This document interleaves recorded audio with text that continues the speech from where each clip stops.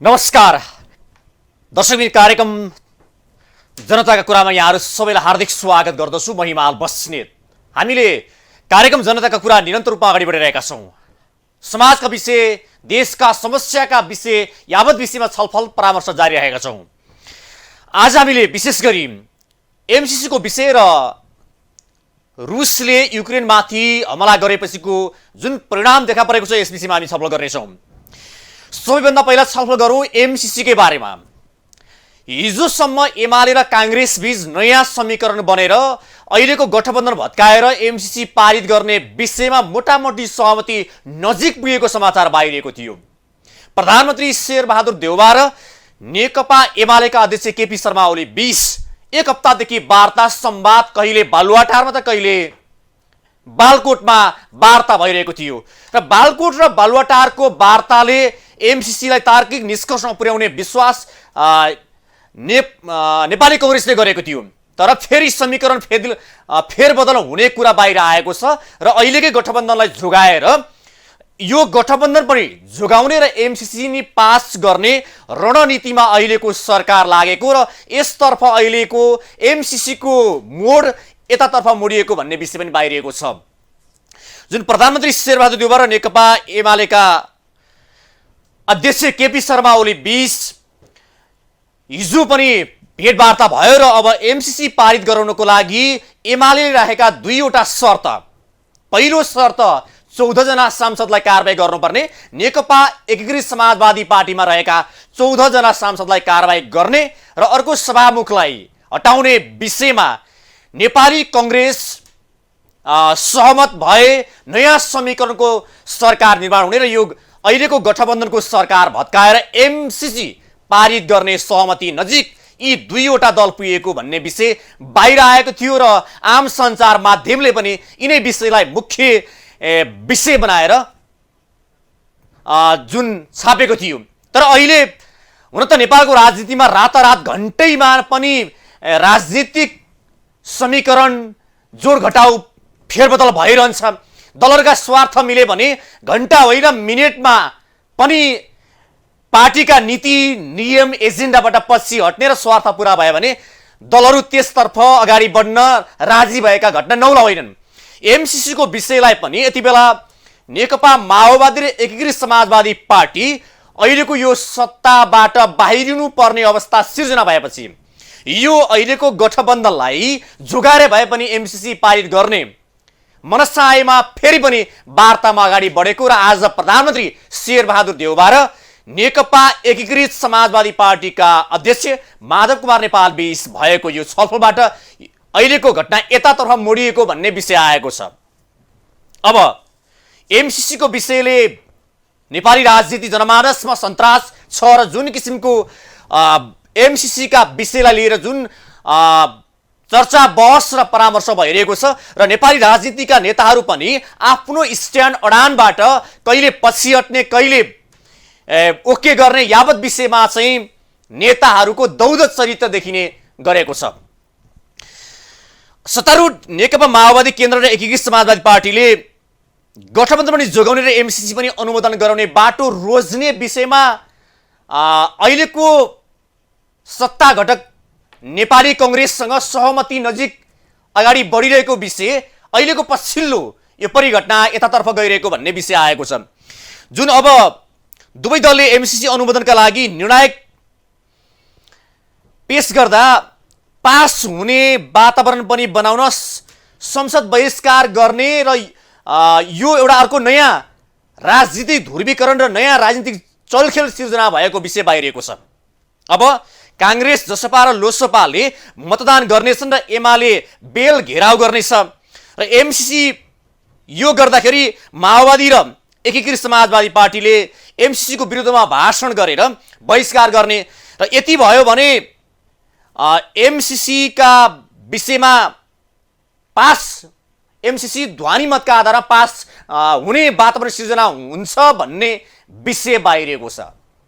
MCC का विषयमा विज्ञहरू पनि यसमा विश्लेषण गर्न फेल भइसकेका छन्। के हुने हो, एमाले र कांग्रेसको समीकरणको बन्ने हो कि अहिलेकै गठबन्धनले यही गठबन्धन जोगाएर एमसीसी पास गर्छ त? हिजो राष्ट्रघाती बुँदा देख्नेहरू पनि आज राष्ट्रघाती बुँदा देख्न छोडेका छन्।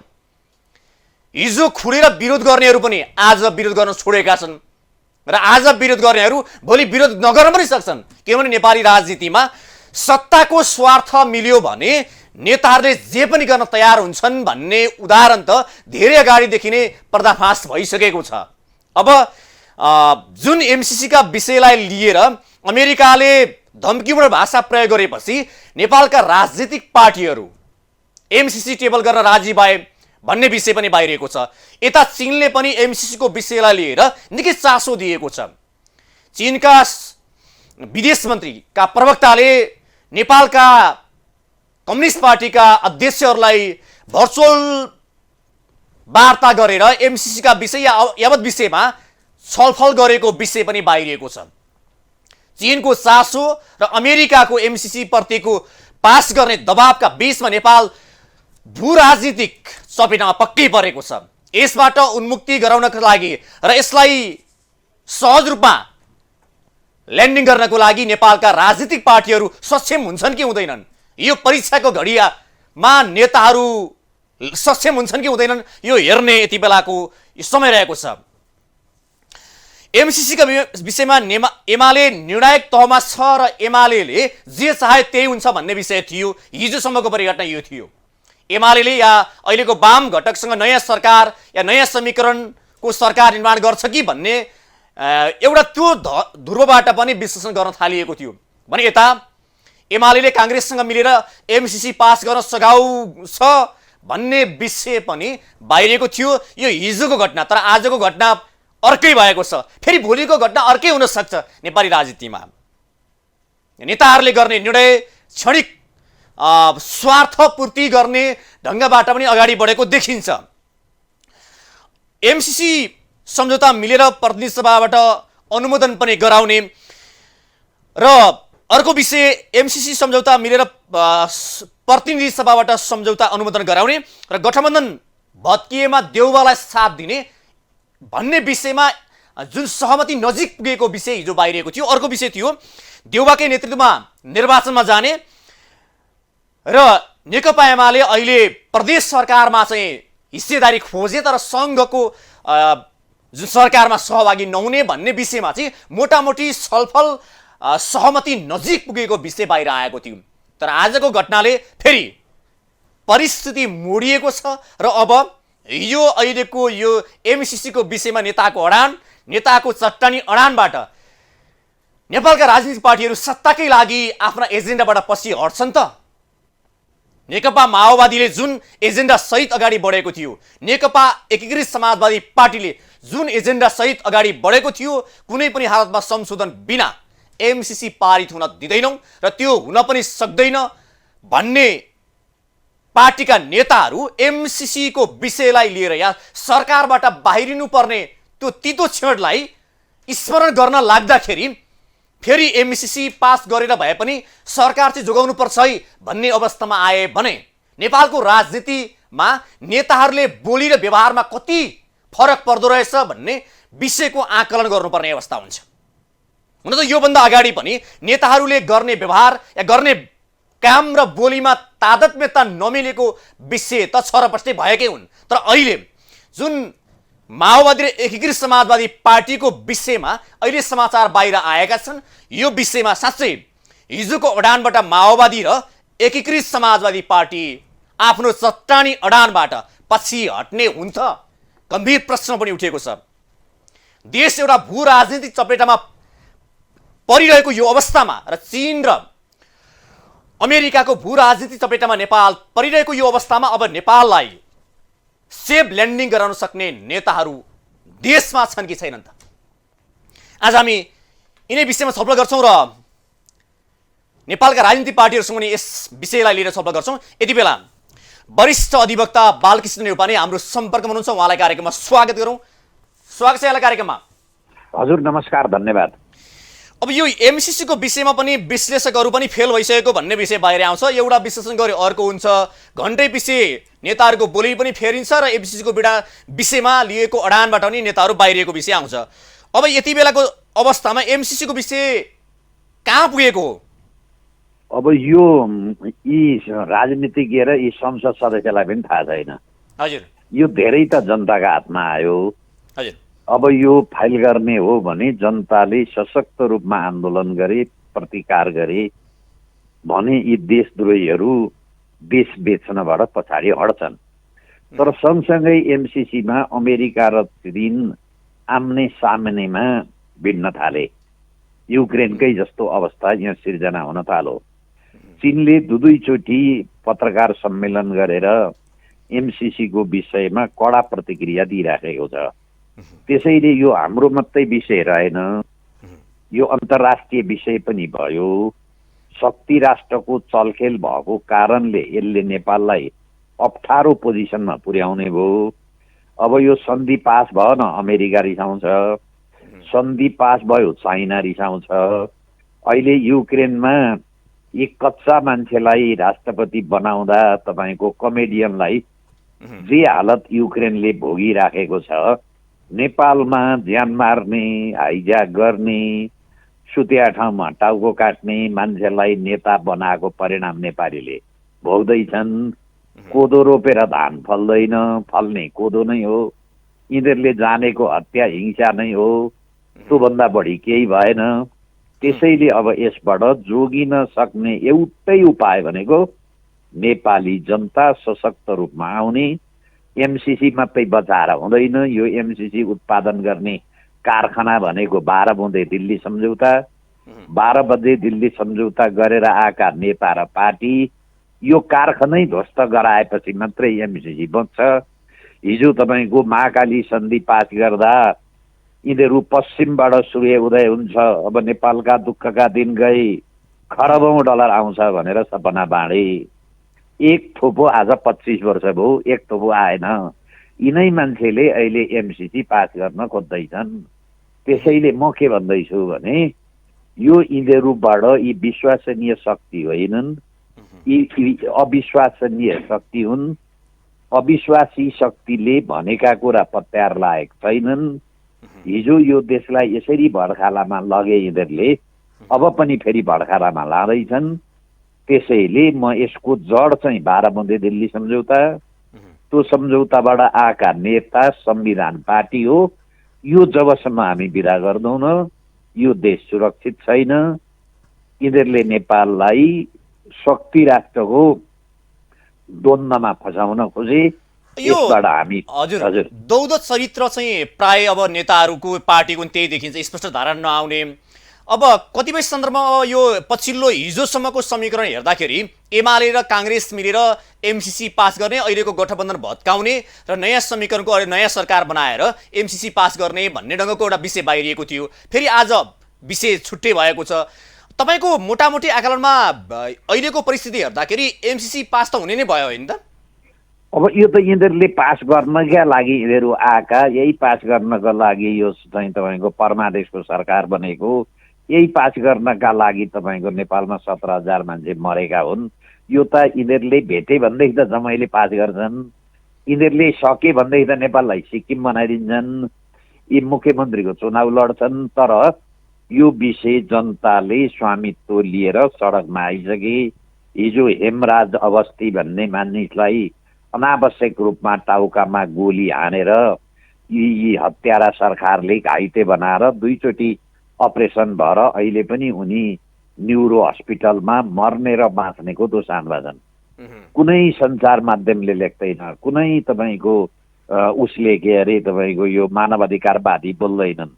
हामी त कस्तो अवस्थामा भयौँ भने अब गोली चलाउने सिधा सिधी शान्तिपूर्ण प्रदर्शन गरिरहेका मान्छेलाई त्यस विषयमा तपाईँको कसैले चुइक्क नबोल्नका पछाडि यो विदेशीहरूको शक्ति राष्ट्रको चङ्गुलमा हामी फसिसक्यौँ। अब हाम्रा दुःखका दिन सुरु भए। यसबाट बच्न सक्ने पार लाउनको लागि अहिलेको यो नेपालका राजनीतिक पार्टीहरू, नेपालका नेताहरूले यो एमसिसीलाई सेफ ल्यान्डिङ गर्न सक्छन् कि सक्दैनन्? त्यो हैसियत राख्न सक्छन्? मलाई सक्लान जस्तो लागेन। यो व्यवस्था विदा गरौँ भने मात्रै चीन र अमेरिका हाम्रो लाइनमा आउँछन्। हामी असंलग्न परराष्ट्र नीति भएका देश हौँ। कुनै ध्रुवमा हामी सामेल हुँदैनौँ। एमसिसी भनेको एक ध्रुवमा सामेल हुने यो सम्झौता हो। यसले नेपाललाई फाइदा गर्दैन। जे अवस्था युक्रेनको भयो त्यही अवस्था हाम्रो नेपालको हुन सक्छ। त्यसैले हामी यसमा सचेत हुनुपर्छ। यी जुन विदेशीबाट पालित र पोषित भएका नेताले नेपालको हित गर्दैनन्। नेपाल कि अफगानिस्तान हुँदैछ कि नेपाल सिक्किम हुँदैछ, यो बोली फेरिने चाहिँ किन होला नेताहरू? जम्मै विदा गर्नुपर्छ हामीहरूले। बोली फेरिने चाहिँ कहिले हामी एमसीसीमा खराब देख्ने त्यो बुदाहरू, कहिले चाहिँ एमसीसी ठिकै देख्ने, कहिले पास गरौँ भन्ने, कहिले हुँदैन भन्ने, यो चाहिँ किन यसरी यो दौडो चरित्र चाहिँ किन भइरहेको छ? कठपुतलीमा निर्देशकले जस्तो निर्देशन दिन्छ त्यो कलाकारले तपाईँ त्यस्तै कला प्रदर्शन गर्छ। यी कहिले चाइनिजले हप्काउँछन्, चाइनिजतिर जान्छन्, कहिले अमेरिकाले हप्काउँछ, अमेरिकातिर जान्छन्, कहिले जनताको ठुलो जुलुस आउँछ, अपास गर्नु हुँदैन भन्छन्। यिनीहरू विदेशीका एजेन्ट हुन्, नेपालको हित गर्न आएका मान्छे होइनन्। यिनीहरूले नेपाललाई एउटा पनि हित गरेनन्। त्यसैले भन्नुहोस् न, हामीले 15 वर्ष त्यसै गुजार्यौँ, एउटा विकास निर्माणका काम भएनन्। अहिले हुँदै हुँदै लगेर नेपाललाई अन्तर्राष्ट्रिय शक्ति केन्द्रको तपाईँको क्रीडा स्थलमा बनाएर अब अकालमा नेपाली जनताको ज्यान जसरी युक्रेनमा गइराखेको छ त्यस्तै ज्यान जाने अवस्था अब यहाँ सिर्जना हुँदैछ। चाँडो सचेत हुनुहोस् जनता। यसै प्रसङ्गमा हामीहरूले एमसीसी लगायत यो व्यवस्था नै अब परिवर्तन गर्नुपर्छ भनेर यही फागुन 17 गते शिवरात्रिका दिनबाट हामीहरूले 32 पत्तली चोकबाट सशक्त आन्दोलन गर्दैछौँ। सम्पूर्ण नेपाली जनतालाई, राष्ट्रवादी नेपाली जनतालाई त्यो आन्दोलनमा सामेल भएर यिनीहरूलाई चाहिँ एउटा सन्देश दिनुपर्छ है, हामी नेपाली जनता जाग्यौँ, अब तिमीहरूले भनेको हामी पत्याउँदैनौँ न भन्ने सन्देशका लागि सम्पूर्ण म देशवासीलाई हार्दिक अनुरोध गर्दछु। अर्को विषय चाहिँ जस्तो एमसीसीको विषयलाई लिएर चीनको चासो अलि बढाएको छ। यो विषयलाई चाहिँ कतिपयले एउटा छिमेकी राष्ट्रको हैसियतले कुनै विषयमा या अन्य राष्ट्रले नेपाललाई जुन हेर्ने दृष्टिकोण या चाहिँ जबरजस्त गरेको विषयमा ठिकै हो चासो देखाउनु भनिरहेका छन्। कतिपयले चाहिँ अलि बढी एउटा कूटनीतिक मर्यादाभन्दा बाहिर या चाहिँ त्यो अस्वाभाविक ढङ्गले एउटा चाहिँ चीन अगाडि बढ्यो पनि भन्छन्। यहाँलाई कस्तो लाग्छ चीनको चासो या जुन किसिमले अहिले? अब यो चाहिँ के भयो भने छिमेकी भएको नाताले छिमेकीका चासो उसले पनि हेर्नुपर्छ, हामीहरूले पनि हेर्नुपर्छ। तपाईँको घरमा तपाईँले टेलिभिजन बजाउँदाखेरि अर्का छिमेकीलाई असर नपर्ने गरी मात्रै बजाउनुपर्छ। म चाहिँ भएको भए यो बिआरआई सही गर्नुभन्दा अगाडि म भारतलाई सोध्थेँ, चीनले यसरी मलाई सहयोग गर्ने भयो, यसका के मुद्दाले तिमीलाई असर गर्छ, के मुद्दा चाहिँ तिमीलाई असन्तुष्ट चाहिँ हेर्देऊ, तिमीलाई असर गर्छ कि गर्दैन भनेर म सोध्थेँ। एमसीसी आउनुभन्दा अगाडि पनि आखिर ड्राफ्ट त पठाएको होला सरकारलाई, चीनसँग सम्पर्क गरेर यस्ता यस्ता कुराहरू छन्, यो कुराले तिमीलाई असर पर्छ कि पर्दैन भनेर म सोध्थेँ। र उसले यो कुरामा चाहिँ मलाई आपत्ति छ, यो कुरा संशोधन गर भनेको भए अमेरिकनलाई, चीनले हामीहरूलाई त यो कुरो मानेन, भारतले यो कुरो मानेन र संसारमा तपाईँ जम्मै थक फेर्न सक्नुहुन्छ, छिमेकी फेर्न सक्नुहुन्न, छिमेकीसँग मित्रवत व्यवहार गर्नै पर्छ। चीन पनि हाम्रो छिमेकी मित्र, भारत पनि मित्र राष्ट्र, अमेरिका पनि मित्र राष्ट्र, चीनको पनि ठुलो सहयोग नेपालमा छ, भारतको पनि सहयोग छ, अमेरिकाको पनि सहयोग छ। एउटा पनि देश हामीहरूले गुमाउनु हुँदैन, यी हाम्रा दाता हुन्। अब अहिले चाहिँ हामीहरूले के गर्यौँ भने एउटा न एउटा हामी गुमाउँदैछौँ। त्यसैले यो चाहिँ युक्रेनमा कमेडियनलाई ल्याएर राष्ट्रपति बनाएर जुन दुर्दशा अहिले युक्रेनका नागरिकले भोग्दैछन्, हामीहरूले पनि ज्यान मारा, हत्यारा र हाइज्याकरलाई ल्याएर सरकारमा राखेपछि जे कला उनीहरूले जानेको छ त्यही कला प्रदर्शन गरे, जसको परिणाम हामी अहिले भोग्दैछौँ। त्यसैले देशभक्त मान्छे, देशको हित गर्ने मान्छे खोज्नु पर्नेमा हामीहरूले ज्यान मारा मान्छे खोज्न थालेपछि यो दोष चाहिँ हामी नेपाली जनताको छ। हामी नेपाली जनता कोदो रोपेर धानको अपेक्षा गर्छौँ। त्यसैले संसारमा कहीँ पनि कोदो रोपेर धान फल्दैन। अब नेपाली जनताले पनि प्रमाणित भइसक्यो होला, जसले मान्छे मार्छ त्यसले देश विकास गर्दैन, जसले देशको सम्पत्ति, प्लेनको सम्पत्ति लुटेर खान्छ त्यसले राज्यको सम्पत्ति बाँकी राख्दैन। त्यसैले सियो चोर्नेले फाली चोर्छ, फाली चोर्नेले घर फोर्छ भन्ने हाम्रो नेपालीमा कहावत छ। हामीहरूले यी अपराधीलाई सत्तामा ल्याएपछि जम्मै 3 करोड नेपालीले दुःख पाउने भए। त्यसैले अब नेपाली जनता यस्तो गल्ती नगरौँ, हामीहरूले गल्ती गरिसक्यौँ। यो गल्तीलाई सुधार गर्ने एउटै मात्रै बाटो भनेको के हो भने सडकमा जनता आउँ, सार्वभौम सत्ता सम्पन्न नेपाली जनता हुन्, हाम्रो आफ्नो सार्वभौम सत्ता फिर्ता लिएर यो देशको हित गर्ने मान्छेलाई जिम्मा लगाउनका लागि म सम्पूर्ण नेपाली जनतालाई आह्वान गर्छु। हस्, धन्यवाद। कार्यक्रम जोडिनुभयो, यहाँलाई धेरै धेरै धन्यवाद छ। ल, तपाईँलाई पनि धन्यवाद। एमसिसीको विषयमा हामीले कुराकानी गरेका थियौँ वरिष्ठ अधिवक्ता बालकृष्ण नेउपानेसँग। अर्को विषय रहेको छ, लामो समयको तनावपछि रुसले युक्रेनमा आक्रमण गरेको छ र रुसी राष्ट्रपति भ्लादिमिर पुटिनको आदेशसँगै जलस्थल हवाई सेनाले बिहिबार युक्रेनका विभिन्न सहरमा आक्रमण गरेको छ। युक्रेनले अमेरिकी नेतृत्वमा रहेको नाटोको सदस्यता लिने तयारी गरेपछि रुस रहेको चीनले सोमबार राति पूर्वी युक्रेनका 2वटा क्षेत्रलाई स्वतन्त्र राज्यको मान्यता दिएको थियो। त्यो लगत्तै रुसी सेनाले आक्रमणमा परि धेरै सर्वसाधारणको हाताहाती भएको समाचार बाहिरिएको छ भने युक्रेनले पनि 6वटा त्यहाँका जहाज र 1वटा हेलिकप्टर झारेको दाबी गरेको छ भने 50 जना रुसी सेनाको हत्या गरेको या चाहिँ मारिएको दाबी गरेको छ। यो विषयले युक्रेनमा रहेका 200 जना नेपालीहरू, त्यहाँ रहेका जम्मा 200 जति नेपालीहरू छन् भन्ने विषय बाहिरिएको छ। अब त्यहाँ 150 जना जति नेपालीहरू सम्पर्कमा आएको र तत्काल उद्धार गर्न सकिने अवस्था नरहेको सरकारले पनि त्यही कुरा जानकारी गराएको छ र सरकारले, नेपाल सरकार परराष्ट्र मन्त्रालय पनि एउटा स्वतन्त्र राष्ट्रलाई जुन रुसले गरेको हमलाप्रति निन्दा गरेको छ र नेपालीले यति बेला त्यहाँ संयमित भएर अपनाएर बस्नुको विकल्प नरहेको र अवस्था रहेको छ र नेपाल सरकारले जो युक्रेनमा रहेका नेपालीहरूको सुरक्षालाई मध्यनजर गर्दै यथासम्भव नेपाल ल्याउनको लागि प्रयास गर्नुपर्ने अवस्था पनि रहेको छ। जुन रुसको आक्रमणपछि विश्व बजारमा नै निकै ठुलो हलचल पैदा भएको छ, आर्थिक गतिविधिमा प्रभाव परेको छ भने शेयर बजारमा निकै भारी गिरावट पनि आएको छ। यता सुनको भाउ निकै बढेको विषय बाहिर आएको छ र नेपालमा यता भने एमसिसीको विषयले नेपाली बजार अहिले पनि नेपाली जनमानसमा यो विषयले अहिले पनि चिया चौतारीदेखि लिएर हरेक क्षेत्रमा एमसिसीकै विषयमा छलफल, बहस अनि परामर्श जारी छन्। यिनै नेताहरूको विषयमा आलोचना, कटाक्ष यावत विषयमा नेपाली जनताहरूको अहिलेको चाहिँ समय यतै बर्बाद भइरहेको छ। नेताहरू पनि यिनै विषयमा मात्रै, एमसिसीका विषयमा छलफल गर्ने, बहस गर्ने, परामर्श गर्ने, कसरी पास गर्ने भन्ने विषयमै नेपालका राजनीतिक पार्टीहरू अहिले यसतर्फ केन्द्रीकृत भएका छन्। वरिष्ठ अधिवक्ता बालकृष्ण नेउपानेका भनाइअनुसार कहिले चीनको दबाव त कहिले अमेरिकाको दबाव अनुसार चीनले दबाव दिँदा चीनतर्फ ढल्किने अनि अमेरिकाको दबाव आए पछाडि अमेरिकातर्फ ढल्किने नेपालका नेताहरूको यो दौध चरित्रका कारण अहिलेको राजनीतिक अवस्था या एमसिसीको विषय यसरी गिज्रिएको छ भन्ने उहाँको धारणा पनि थियो।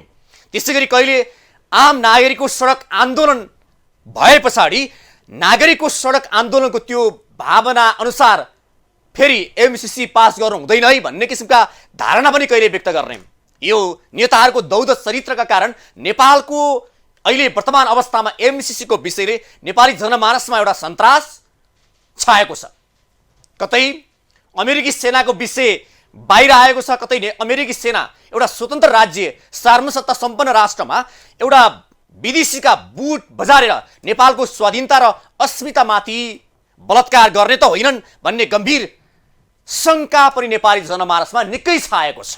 अब एमसिसीकै विषयमा अहिलेको सत्ता घटक पार्टीहरू बीचमा जुन बेमेल छ र सत्ता घटक पार्टीहरू बीचमा भनौँ या नेपाली कङ्ग्रेस त हिजोदेखि नै एमसिसी ठिक छ, पारित गर्नुपर्छ भनिरहेकै थियो, तर सत्तामा रहेका अन्य 5वटा पार्टीहरूमा नेपाली कङ्ग्रेसले साथ नदिने भएपछि नेपाली कङ्ग्रेस एमसिसी पास गर्नकै लागि सत्ता हत्याइदिन पनि तयार, सभामुखलाई हटाउन पनि तयार र एमालेसँग समीकरण गरेर एमसिसी पास गर्ने विषयमा मोटामोटी छलफल सहमति नजिक पुगेको थियो।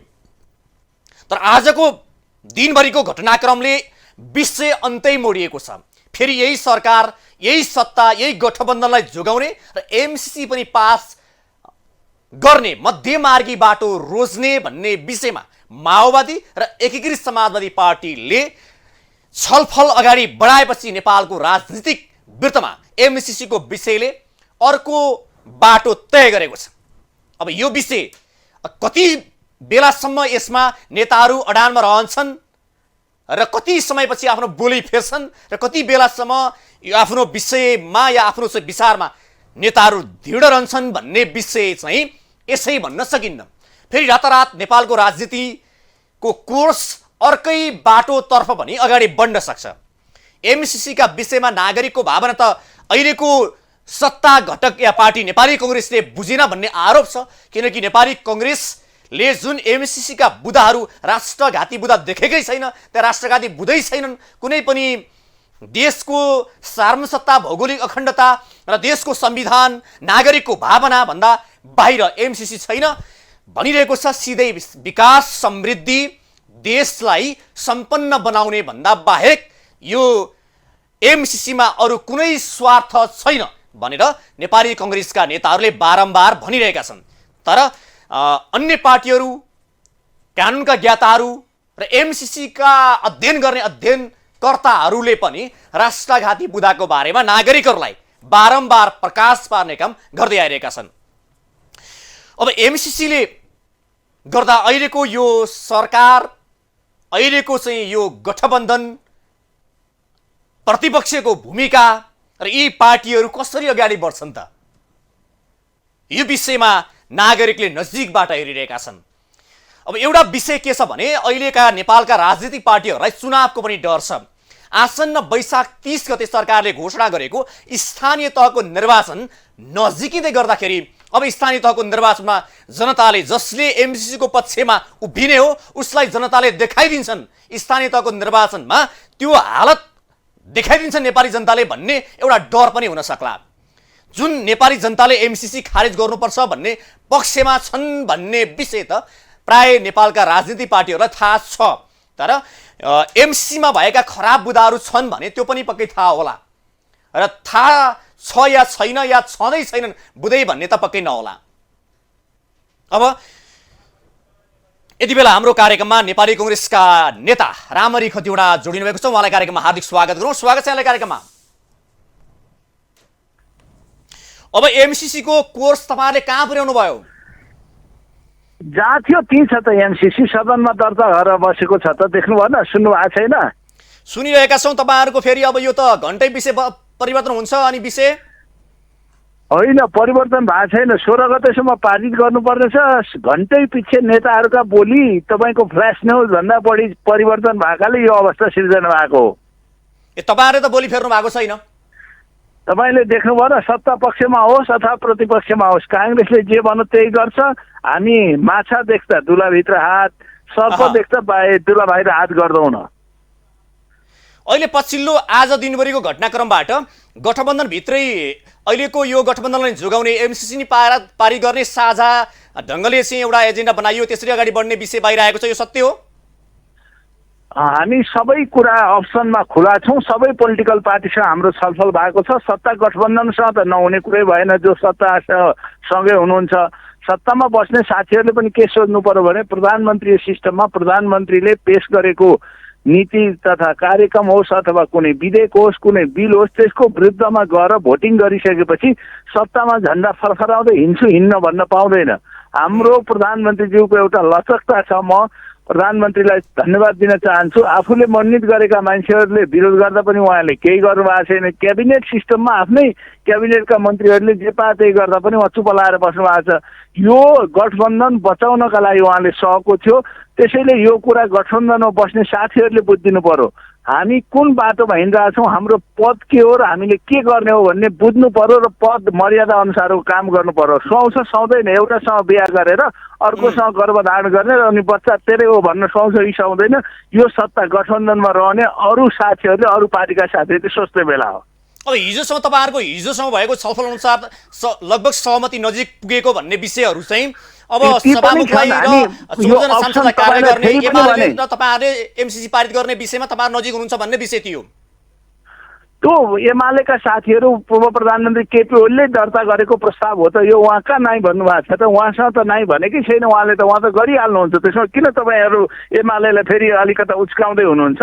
उहाँहरू तयार हुनुहुन्छ, अरू पनि तयार भएर सर्वसम्मत गरौँ भन्ने न हो। एमालेका नेताहरू हाम्रै कार्यक्रममा आएर एमसीसीलाई चाहिँ संशोधन बिना पास गर्न सकिँदैन भनेर त कैयौँ पटक बोल्नु भएको छ त, हामीले कहाँ होइन, छोडिदिनुहोस् न कि त्यस्तो दुई जिब्रे कुरा गर्ने राजनीतिज्ञसँग राजनीति स्थिरता पनि हुँदैन र त्यो राजनीति धर्म पनि हुँदैन। राजनीतिमा एउटा नमसुन्चत्वभित्र बसेर निर्णय गर्न सक्नुपर्छ, जे बोलेको पुरा गर्नुपर्छ।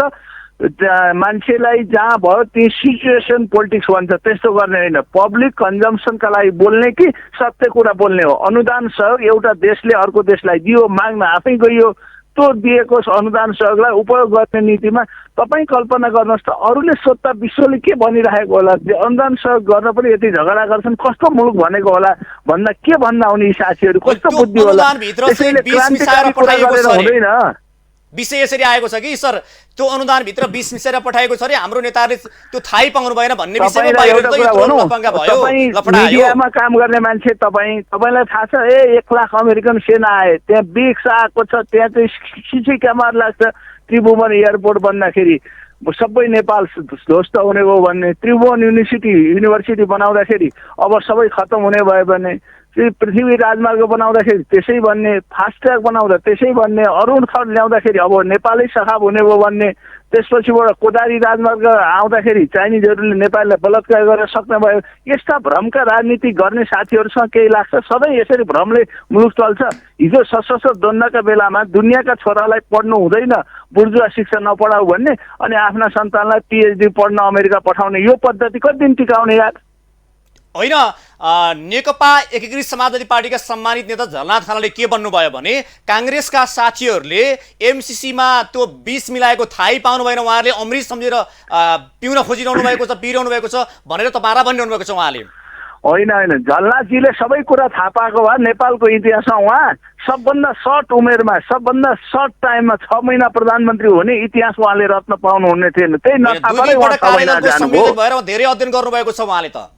होइन, अध्ययन गरेकै भरमा उहाँ प्रधानमन्त्री नेपालको इतिहासमा सबभन्दा, त्यो पनि आफै बहुमतको सरकार हुँदा 6 महिनासम्म टिकाउन नपाउनु भएको, धेरै अध्ययन गरेर हो। होइन, सरकार टिक्ने नटिक्ने अर्को विषय रह्यो नि, उहाँ त 2 पटक एमसीसी को अध्ययन गर्ने व्यक्ति हुनुहुन्छ, सायद लाग्छ नेपालको सबैभन्दा बढी अध्ययन उहाँले गर्नुभएको होला।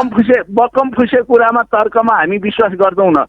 उहाँले सारा नेपाली जनता र विश्व समुदायसँग भन्नु पर्यो, हिजो उहाँको पार्टीले प्रस्ताव गर्दाखेरि उहाँ त्यतिखेर नेता हुनुहुन्थ्यो, त्यतिखेर चुप पनि नबोल्ने, अहिले क्रान्तिकारी कुरा गर्ने। यस्ता नचाहिँदा भ्रमका राजनीति गर्ने झलनाथ हुन् कि भीमनाथ हुन्, हामीलाई त्यो मतलब छैन। जनताका बिच सत्य कुरा लिएर आउने, जुनसुकै नास्ता पनि सकिन्छ, यसरी भ्रमको राजनीति गर्न पाइँदैन। धन्यवाद। हस्, धन्यवाद। हामीसँग हुनुहुन्थ्यो नेपाली कङ्ग्रेसका नेता रामहरि खतिवडा। एमसीसी का विषयमा नेपाली कङ्ग्रेसको दृढ अडान छ, एमसीसीमा राष्ट्रघात छैन। अन्य पार्टीका नेताहरूले भनेको विषयलाई उहाँहरू मान्न तयार हुनुहुन्न, किनभने एमसीसी एनिहाउ पास गर्नु पर्यो, यसलाई अविलम्ब पास गर्नु पर्यो, किनभने अमेरिकाले दिँदै आएको अनुदान या अन्य राष्ट्रहरूले दिने अनुदानलाई पनि कटौती गर्छ र नेपाललाई हेर्ने दृष्टिकोण या युरोपेली देशहरू या अमेरिकाले फरक पर्छ भन्ने यावत विषय उहाँहरूका एजेन्डाहरू रहेका छन्।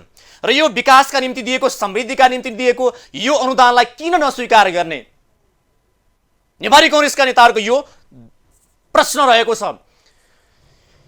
यति बेला हाम्रो कार्यक्रममा कोही दर्शक जोडिनु भएको छ, उहाँलाई कार्यक्रममा स्वागत गरौँ। हेलो, नमस्कार। हजुर, नमस्कार। हजुर, कहाँबाट को बोल्दै हुनुहुन्छ? म झापाबाट बलभद्र आचार्य। हजुर, अब हामीले हुन त यो एमसीसी को विषयमा लामै समयदेखि बहस गरिरहेका छौँ। एमसीसी को विषयमा तपाईँको धारणा के छ? मेरो धारणा के छ भने, जस्तै अब बुदामा अब डाक्टर भीम रावलले भनिरहनु भएको छ, त उहाँहरूको सबै पार्टीको टोलीहरू चाहिँ आएर त बाणेश्वरमा त्यत्रो प्रदर्शन गरे, अब त्यत्रो असुविधा खाइरहेछन्। नेताहरूले त्यहाँ गएर हाम्रो कुरा यसो छ भनेर चाहिँ उनीहरूको आफ्नो आफ्नो पार्टीलाई सम्झाउन किन नसकेको एउटा कुरा भयो। अर्को कुरा भयो एक अर्कालाई आरोप लाउने, उसले यसो गर्यो अरे, उसले यसो गर्यो अरे, गठबन्धन तोडिन्छ अरे, अब अर्कोसँग जोडिन्छ अरे भन्नुभन्दा पनि आफ्नो कार्यकर्तालाई अब त्यहाँ चारतारा झन्डा पनि देखिन्छ, हतौडा पनि देखिन्छ, विभिन्न पार्टीका झन्डा देखिन्छ। ती पार्टीका मान्छेहरूले, नेताहरूले आफ्ना भोटरहरूलाई किन बुझाउन नसकेको, किन बानेश्वरमा प्रहरी र जनता चाहिँ त्यो लडाइँ गराएको, यो त अब विश्वले देख्दाखेरि के देखिन्छ। अब यतातिर हेरिन्छ हजुरको धम्कीपूर्ण आयो अरे अमेरिकाबाट, धम्कीपूर्ण आयो भने कुन चाहिँ धम्कीपूर्ण आयो, कसले सुन्यो, त्यो किन बाहिर ल्याउनु भएन उहाँहरूले? तपाईँको भनाइ चाहिँ एमसीसी पारित गर्नुपर्छ भन्ने विषयमा तपाईँ के दिनुहुन्छ? होइन, मेरो पारित गर्नु हुँदैन भन्ने पक्षमा हो मेरो।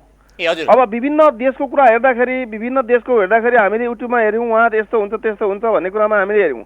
त त्यो चाहिँ 55 अर्ब ल्याउनको लागि यति ठुलो अमेरिकासँग चाहिँ नमस्कार गर्नुपर्ने कारण के? अन्य क्रममा चाहिँ कुनै पनि संसदमा लानु पास गर्नु नपर्ने, अब अहिले यो चाहिँ पास गर्नुपर्ने कारण किन आयो त? चितवनमा सेना राख्ने, अनि पाल्पामा सेना राख्ने, मुस्ताङमा सेना राख्ने भन्ने कुरा हल्ला किन आयो त? आएन भने उनीहरूले किन जनता माझ गएर भन्न सकेनन् संयुक्त रूपमा हाम्रो कुरो यो छ, तपाईँहरू प्रदर्शन नगर्नुहोस्, प्रहरीसँग झडप नगर्नुहोस्, यसो यति ठुलो हङ्गामा नमचाउनुहोस्, हाम्रो कुरो यसो छ भनेर उहाँहरू पार्टीका आफ्ना कार्यकर्तालाई बुझाउन किन नसक्नु भएको? धन्यवाद छ धेरै। हस्। एमसीसीको विषयमा जुन नेताहरूले जनतालाई बुझाउनु पर्ने विषय, यी विषय चाहिँ राष्ट्रका पक्षमा छन् या यी विषयमा चाहिँ हाम्रो नै असहमति हो भनेर जनतालाई बुझाउन नसकेको विषय पनि छ। जुन जनतालाई भ्रम फैलाइयो, जनतालाई अफवाह फैलाएर यसका बारेमा जनतालाई दिग्भ्रमित बनाइयो भन्ने विषय पनि छ। हामी दर्शकका भावना पनि बुझ्ने प्रयास गरिरहेका छौँ। यति बेला फेरि हाम्रो कार्यक्रममा कोही दर्शक जोडिनु भएको छ, उहाँलाई कार्यक्रममा स्वागत गर्नु। स्वागत छ यहाँलाई कार्यक्रममा। स्वागत छ यहाँलाई कार्यक्रममा। धन्यवाद। हाम्रो विषय त अब एमसीसी विषयमा छलफल गरिरहेका छौँ। के भन्छु भनेर आउनुभयो यहाँ? के को विषय? तपाईँ हजुरको यो एमसीसी भनेको हजुर तपाईँको कति अब त्यो अमेरिकाले दिएको त्यो 50 करोड डलर भन्दा त्योभन्दा बढी के अरे रकम पनि हाम्रो नेपालमा सहयोग आइरहेछ, सहयोग दिइरहेछ कयौँ मित्र राष्ट्रहरूले, होइन? तर त्यसलाई संसदबाट पास गर्न नपर्ने, अनेक सर राख्न नपर्ने, होइन? अब यसलाई चाहिँ संसदबाट पास गर्नुपर्ने कारण के हो? र अर्को कुरा, अब तपाईँको जुन पनि के भनेदेखि कसैले खाना दियो भन्दैमा त्यो बिख दिएको पनि खानै पर्छ भन्ने ग्यारेन्टी छ नेपाललाई, होइन नि? तर त्यो बिख पनि खानै पर्छ भन्ने नेताहरू, जुन विद्वान नेताहरू हुनुहुन्छ नि, तर उहाँहरूले यो कुरा नसोध्नु कि तपाईँभन्दा जनता लाटो छैन। यति कुरा के अरे म एउटा कुरा चाहिँ उहाँलाई चेतावनी दिन्छु, यदि एमसीसी पक्षमा जसले चाहिँ मतदान गर्छ यी व्यक्तिहरू कुनै पनि हालतमा चुनावमा गाउँ फर्किनु पर्दैन, एक काठमाडौँ एउटा कोठाको डेरामा लुकेर बसे हुन्छ। यो एउटा मेरो च्यालेन्ज भयो। हस्, कार्यक्रममा जोडिनु भयो, आफ्नो विचार राख्नुभयो, धन्यवाद छ यहाँलाई। एमसीसीको विषयमा जसरी विषय बाहिर आएसँगै यसमा असन्तुष्ट रहेका व्यक्तिहरूले भनिरहेका छन् अब आउने चुनावमा एमसीसी पास गर्यो भने के मुख्य गाउँमा चुनावमा मत माग्न आउने? जनताले भनिरहेका छन् एमसीसी खारेज गर, हामीलाई चाहिँदैन, हामी बरु यहाँबाट कर तिरेर देश तपाईँहरूलाई दिउँला, तर केही छैन, एमसीसी पास नगर्नुहोस्, यसलाई खारेज गर्नुहोस् भनेर जनताले भनिरहेका छन्। यस सवालमा हामीले छलफल गरिरहेका छौँ एमसीसीको विषयमा। फेरि पनि हाम्रो कार्यक्रममा कोही दर्शक जोडिनु भएको छ, उहाँलाई पनि कार्यक्रममा स्वागत गरौँ। स्वागत छ यहाँलाई कार्यक्रममा। कहाँबाट को बोल्दै हुनुहुन्छ? म हाँडीगाउँदेखि अनिल कुमार बोल्दैछु। अनिल कुमार, के भन्न चाहनुहुन्छ अनिल कुमारजी? अब एमसीसी पास गर कि पास गर, जसरी हामी पास गर्छौँ भने काङ्ग्रेस लागिरहेछ, होइन? अब यहाँ जनताहरू चाहिँ नि पास गर्नु हुँदैन भनिराखेको छ, होइन? अब जनताहरूको पट्टि लाग्ने कि नेताहरूपट्टि लाग्ने? देश कसको लागि गर्ने? नेतागिरी कसको लागि गर्ने, होइन? जनताको लागि गर्ने भन्छ, जनताको लागि भन्छ, माओवादी भन्छ जनताको लागि भन्छ। हामी युद्ध लडेर आएको, कसो युद्ध लडेको? नेपालीलाई मारेर नेपालीले नै मर्नु परेको छ, त्यो युद्ध हुन्छ? यो पनि त्यही गर्न खोजे यिनीहरूले। यहाँलाई चाहिँ एमसीसी कस्तो लाग्छ? यो चाहिँ दलालीहरूलाई मात्र राम्रो लाग्छ, हाम्रो स्वस्थ नेपालीहरूलाई राम्रो लाग्दैन। एमसीसी पास गराउनु हुँदैन। होइन, युएसएडले त बारम्बार हामीलाई हेल्प गरिराखेकै छ नि यो अमेरिकाले, होइन? यो संसदबाटै पास गराएर अनि किन गर्नुपर्ने, सहयोग गर्नुपर्ने उसलाई? 40 करोड भनेर के छ? त्यो त एनसेलको पैसाहरू उठायो भने त हाम्रो पैसा चाहिँदै चाहिँदैन नि बाबा। हस्, त्यो पनि कार्यक्रममा अब आफ्नो विचार राख्नुभयो, यहाँलाई धन्यवाद छ धेरै धेरै। ल, धन्यवाद। हामीले निरन्तर रूपमा छलफल गरिरहेका छौँ एमसीसीका विषयमा। नेपालमा जुन राजनीतिक पार्टीहरूको एउटा दौध चरित्र पनि छ, एमसीसीको विषयलाई लिएर सत्ता घटकभित्रै यस विषयमा नेताहरू कहिले एमसीसी पास गर्नुपर्छ भनेर दावाका साथ टेबल कसेर लाग्छन् भने कहिले एमसीसीमा राष्ट्रका अध्यक्षले यसलाई फेल गर्नुपर्छ, यो राष्ट्रघाती छ, यो एमसीसी आयो भने देशलाई एउटा भनौँ या विवादित बनाउँछ भन्ने विषयमा पनि नेताहरू बहस गर्छन्। अब यो एमसीसी किन यसरी गिजोलियो, किन एमसीसीका बारेमा जनताहरूलाई यसरी भ्रम फैलायो, भयो के त भन्दाखेरि जुन एमसीसीको विषयमा सम्झौताका जसरी एमसीसीमा भएका बुदाहरूको बारेमा अक्षरशः अध्ययन गरेर यसबारेमा त्यति बेलै अध्ययन गर्नु पर्थ्यो, तर यसमा यति बेला आएर जुन विवाद भएको छ यसले गर्दा नेपाली राजनीति, नेपाली जनता र देशलाई एउटा कठिन घडीमा अगाडि बढाएको छ। अब हुन्छ के त, एमसीसी जान्छ कसरी अगाडि बढ्छ त? एमसीसीको विषयमा आज बस्ने भनेको संसदको बैठक पनि स्थगित भएको छ। अब एमसीसी फेरि 15 गते एमसीसी भनौँ या यसको विषयमा छलफल हुने या टेबल भइसकेको छ। अब यस विषयमा के हुन्छ भन्ने बहस मात्रै अगाडि बढिरहेको छ। फेरि पनि हाम्रो कार्यक्रममा कोही दर्शक जोडिनु भएको छ, उहाँलाई कार्यक्रममा स्वागत गरौँ। स्वागत छ यहाँलाई कार्यक्रममा। हजुर, कहाँबाट को बोल्दै हुनुहुन्छ? हजुर म यहाँ इन्टरभ्यूबाट। के भन्न चाहनुहुन्छ? अब भन्न त धेरै छ सर, अब के गर्नु र, यहाँ अर्को कार्यक्रम हाम्रो टिभी देखाउनुहुँदैछ, अब के भन्नु र। के भन्नको लागि तपाईँले फोन गर्नु भएको छ त? होइन, यो त्यसमा के हुँदैछ भन्नको लागि नि सर, अब म पनि अलिक अप्ठ्यारो मान्छे हो कि। अप्ठ्यारो मतलब तपाईँ एमसीसीको बारेमा केही भन्न चाहनुहुन्छ? हजुर, के भन्नुहुन्छ? एमसीसी पास गर्नुपर्छ भन्नुहुन्छ कि फेल गर्नुपर्छ भन्नुहुन्छ कि के हजुरलाई कस्तो लाग्छ? अनि यहाँको धारणा व्यक्त गर्न सक्नुहुन्छ, हामी हाम्रो धारणा व्यक्त गरिहाल्छौँ। म त यो त सर्नै नसक्ने जस्तो पो लाग्यो। हस्, धन्यवाद कार्यक्रममा जोडिनु भयो यहाँलाई है त धेरै।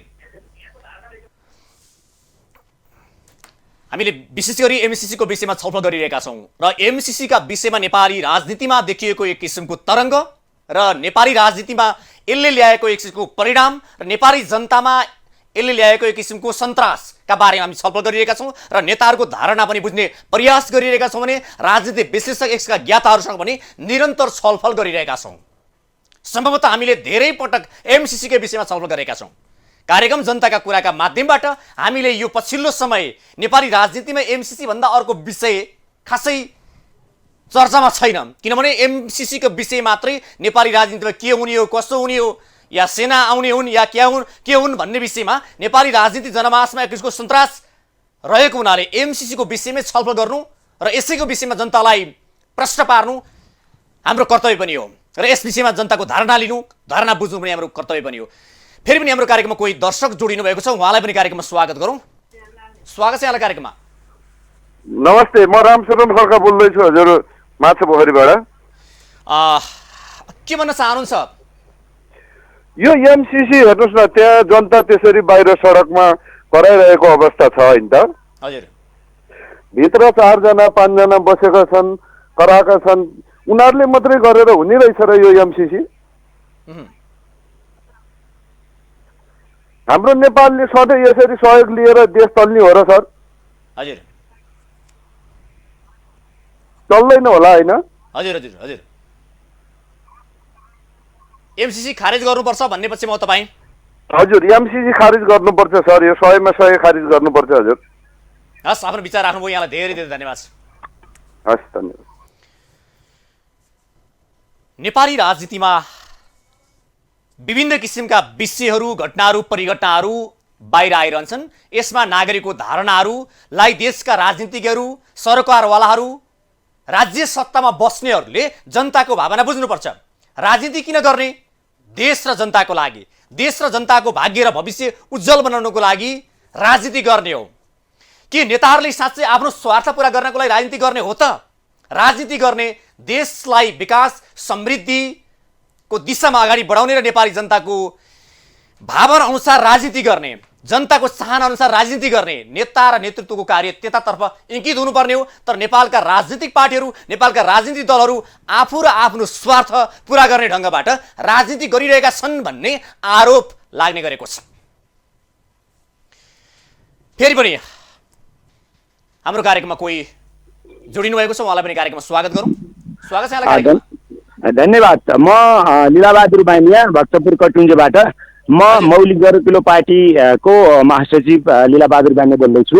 वास्तवमा यो एमसिसी भनेको चाहिँ नेपालका वर्तमान राजनीतिक पार्टी र नेतृत्वहरूले नेपाललाई विधिवत रूपमा कूटनीतिक ढङ्गले एउटा पश्चिमा शक्तिको छाता सङ्गठनभित्र पुर्याउने प्रक्रिया हो यो चाहिँ। किनभने यसमा आर्मी आउने नआउने त्यो त दोस्रो पात हो, भोलिका दिनहरूले बताउँछ। हेर्दाखेरि आउने प्रशस्त सम्भावनाहरू त्यहाँ छँदैछन्, त्यो त एमसिसीको बुँदाले नै भइरहेको छ। त्यसमा पनि नेपाली काङ्ग्रेसका हस्तीहरूले नै के भनिरहनु भएको छ भनेदेखि यो एमसिसीको प्रस्तावनासँग नेपाल सरकारका लगभग 11वटा कानुनहरू, मन्त्रालयका कानुनहरू बाजिन्छन् र त्यो बाज्यका सबै कानुन सुधार गर्नुभन्दा यो बाज्यका हदसम्म ती राष्ट्रिय कानुनहरू चाहिँ निष्क्रिय हुने भनिदियो भने त सजिलो भयो नि बाटो भनेर पूर्व अर्थमन्त्री खतिवडाजीले चाहिँ त्यो प्रस्ताव ल्याएको र त्यसलाई स्वीकारिएको हो भन्ने सम्बन्धका अभिव्यक्तिहरू नेपाली काङ्ग्रेसका सांसदहरूबाटै आएकाले यहाँनिर उनीहरू कति कमजोर रहेछन् यो देश चलाउने भन्ने कुरा एकातिर देखिँदै गर्दाखेरि अर्कोतिर संसार विश्व चाहिँ अहिले ध्रुवीकरण भइरहेको छ। एउटा महाशक्ति चीनको तर्फ अथवा कम्युनिजमतर्फ भने अर्को चाहिँ अमेरिकाको नेतृत्वमा। त्यसैले नेपालका नेताहरूले के निष्कर्ष निकालेका हुन् यतिखेर भनेदेखि 19 सालदेखि नेपाल असंलग्न परराष्ट्र नीति अन्तर्गत हिँडिरहेको नेपाललाई वर्तमान सबै पार्टीहरू त्यहाँ बाहिर देखिँदा चाहिँ काङ्ग्रेस मात्रै जस्तो देखिन्छ, तर यथार्थमा सन् 2012देखि अहिलेसम्मको जुन वस्तुस्थिति अध्ययन गर्ने हो भने सरकारको नेतृत्व सम्हालेका सबै नेता र पार्टीहरू चाहिँ सरकारमा संलग्न भएर एमसिसीका प्रत्येक प्रक्रिया अगाडि बढाएको जस्ता देखिन्छ। त्यसले गर्दाखेरि आन्तरिक रूपमा अब नेपाल पनि कुनै न कुनै ध्रुवमा नगई हुँदैन भन्ने निष्कर्ष यिनीहरूले निकालेर एमसिसी माध्यम बनाएर यिनीहरू त्यो पश्चिमा शक्तिको छाता सङ्गठनभित्र जाने प्रक्रिया हो। बाँकी विरोधहरू भनेका सबै नौटङ्कीहरू हुन्। जसरी अब एउटा विषय के छ भने तपाईँले भनिहाल्नुभयो, अब जुन एमसिसीका विषयमा नागरिकको धारणा एकापट्टि छ, नागरिकले चाहिँ एमसिसी खारिज गर्नुपर्छ भन्ने ढङ्गबाट जुन विचार व्यक्त गरिरहनु भएको छ, तर नेपाली कङ्ग्रेसको विषयमा भन्ने हो भने नेपाली कङ्ग्रेस त एक ढिकै छ, अहिलेदेखि होइन सुरुवातदेखि नै हो, पहिलो फर्स्ट स्टेपबाट नै हो। नेपाली कङ्ग्रेस यसरी लागिरहेको छ, तपाईँलाई के लाग्छ? नेपाली काङ्ग्रेसको बारेमा मैले प्रश्न विचार राख्ने हो भनेदेखि नेपाली काङ्ग्रेस उत्पत्तिदेखि नै यो देशको हितमा छैन। यद्यपि ऊ प्रजातान्त्रिक शक्ति हुँ भने पनि पहिलो कुरो त, दोस्रो कुरो उसले सुरुमै यसलाई स्वीकारेर अगाडि बढेको र अहिले आफ्नो अडानमा यथावत रहिरहेको कारणले यो देशप्रति गद्दारी अथवा देशप्रति घातक अथवा यो राष्ट्रघाती कदम भए पनि ऊ आफ्नो कदममा चाहिँ फेरि अडिग छ कि हामीले हेर्ने कुरा चाहिँ बुझ्नु भने। त्यसले गर्दा त्यो यसले देशलाई जसरी लेन्डुक दोर्जेले सिक्किमलाई लगेर आखिरी भारतमा मिलाए, तर ऊ आफ्नो अडानमा त अडिग थियो नि त, लगेर मिलाइदिई छोड्यो नि भने जस्तो नेपाली काङ्ग्रेसको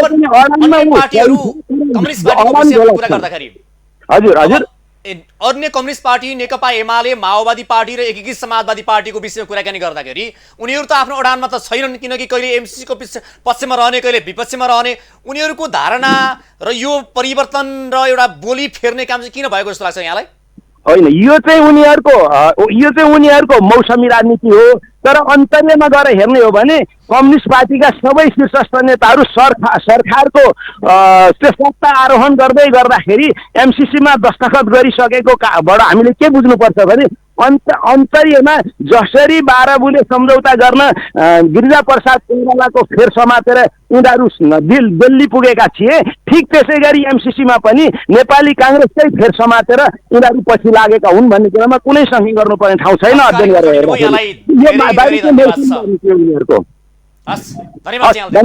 धन्यवाद। हामीले एमसिसीका विषयमा निरन्तर छलफल गरिरहेका छौँ। एमसिसीका विषयमा नेपालका राजनीतिक पार्टीहरूको धारणा पनि बुझ्ने प्रयास गरिरहेका छौँ। आजको समीकरण र एमसिसीका विषयमा अब आज सत्ता जुन एमसिसीको विषयमा जुन टेबल भइसके पछाडि संसद बैठक बस्ने विषय थियो, तर आज संसद बैठक स्थगित भएको छ र पटक पटक सारिएको यो एमसीसी को विषयलाई लिएर जुन संसद बैठक बस्न नसकेको विषय बाहिर आइरहेको छ भने एमसीसी का विषयमा सर्वसहमति जुटाएर मात्रै संसद बैठक बस्ने विषय बाहिरिएको छ। अब यसलाई पारित गर्ने माहौल मिलेपछि मात्रै संसद बैठक बस्ने विषयमा नेपाली कांग्रेस यो ढङ्गबाट अगाडि बढिरहेको विषय बाहिरिएको छ। अब एमसीसी पारित हुन्छ कि के हुन्छ भन्ने एउटा ठुलो शङ्काको दायरामा छ। अझै पनि कहिले पल्लो कित्ता, कहिले ओल्लो कित्ता, कहिले पर कहिले ओर, यताउता दौडधुपमा नेताहरू लागिरहेका छन्। कहिले बालुवाटार, कहिले बालकोट, त कहिले खुमलटारदेखि लिएर हरेक दौडधुप चलिरहेको छ। यति बेला नेपाली राजनीतिमा नेताहरूको यो दिन रात नबनिकन दौडधुपमा लागिरहेका छन्। अब एमसीसी को विषयले नेपाली राजनीतिमा देखिएको सन्तासका बीचमा एमसीसी के हुन्छ भन्ने प्रश्नको जवाब सायद नेपालका राजनीतिक पार्टीहरूसँग पनि पक्कै पनि छैन।